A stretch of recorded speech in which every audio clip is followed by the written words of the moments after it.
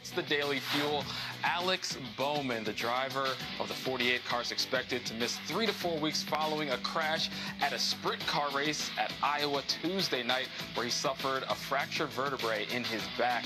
Hendrick Motorsports is going to request a medical waiver to allow Bowman to remain eligible for the 2023 Nascar Cup Series playoffs. HMS will once again reach out to Junior Motorsports affiliate driver Josh Berry to fill in during Bowman's recovery. Now, earlier this season, you'll remember Berry was the substitute driver for Chase Elliott in 5 Cup events when Chase was recovering from a broken leg he sustained while snowboarding.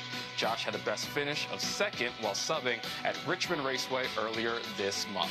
Rick Hendrick issued this statement today. He said, "We're relieved Alex is home and in good spirits and getting world-class treatment. Giving him ample time and the foremost resources to heal is our top priority. He's having a tremendous season, and the number 48 is at the top of its game. We know what Josh is capable of in the race car, and that Blake Harris, the crew chief, and the team will continue operating at a high level until Alex is ready to return.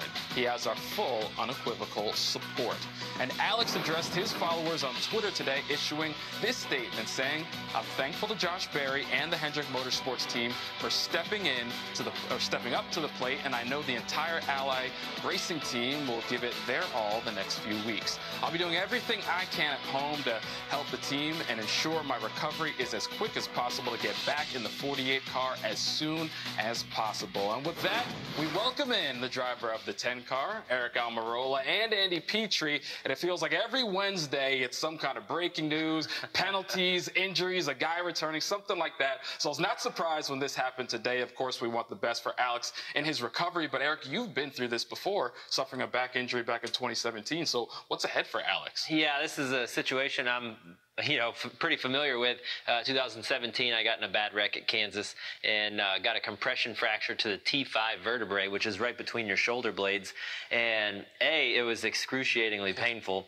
B, the recovery process was equally painful. A lot of stuff to go through with rehab, and a lot of ligaments and things in there that get stretched and bruised and damaged around the vertebrae. So it's not just the healing of the bone, but the disc between the vertebrae, the ligaments, the muscles, they all get really inflamed as well. So hoping that he has a speedy recovery. They said 3 to 4 weeks. I know mine was 6 weeks, and even at 6 weeks, my first race back was Loudon, New Hampshire, and those bumps getting into turn 3 at Loudon, it was like, whew, it's still kind of sore. Yeah. So, I think 3 to 4 weeks is pretty aggressive, but hopefully that's the case. But, Josh Berry did a great job for Hendrick Motorsports, filling in for Chase Elliott, so I'm sure he'll step right in and do a great job.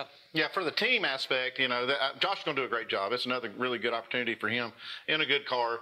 But, the team is kind of wrapped up with Alex. They're trying to get the momentum going, to get in the playoffs, to make a run in the playoffs. And it's always kind of sets you back. You hate to lose your number 1 driver.